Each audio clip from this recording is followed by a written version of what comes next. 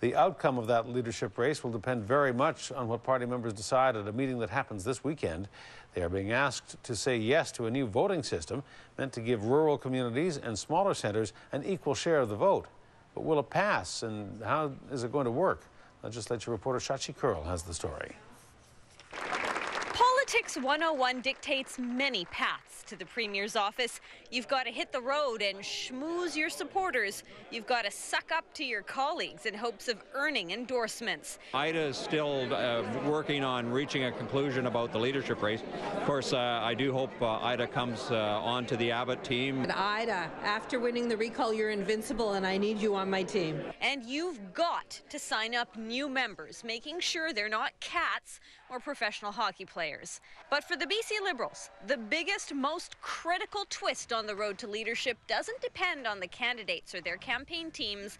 It will be decided by rank-and-file Liberal members at a convention this weekend. The party wants to go to a weighted balloting system. How does it work?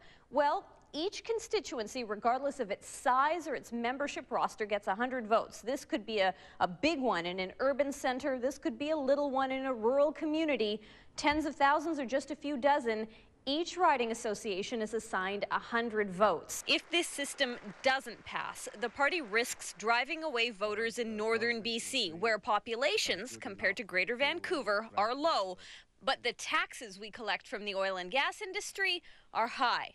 Officially, every candidate is on side supporting the move to a weighted ballot. I want to, frankly, be someone that wins by demonstrating I can get support in every part of the province. But there are tactics involved. Mike DeYoung, whose supporters are mostly from Greater Vancouver and the Fraser Valley, has the most to gain from keeping the system as is. And while he's repeatedly declared his support for weighted ballots, it'll be a surprise to me if for some reason it doesn't pass.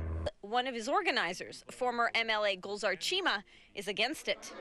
George Abbott, who's positioned himself as the northern candidate, loses the most if the status quo stays. Well, I think it may make the chances slightly more difficult. The vote requires a 2/3 majority on Saturday. If it fails, the candidates face a brand new race with just 2 weeks left in the campaign. In Victoria, Shachi Kurl, A News.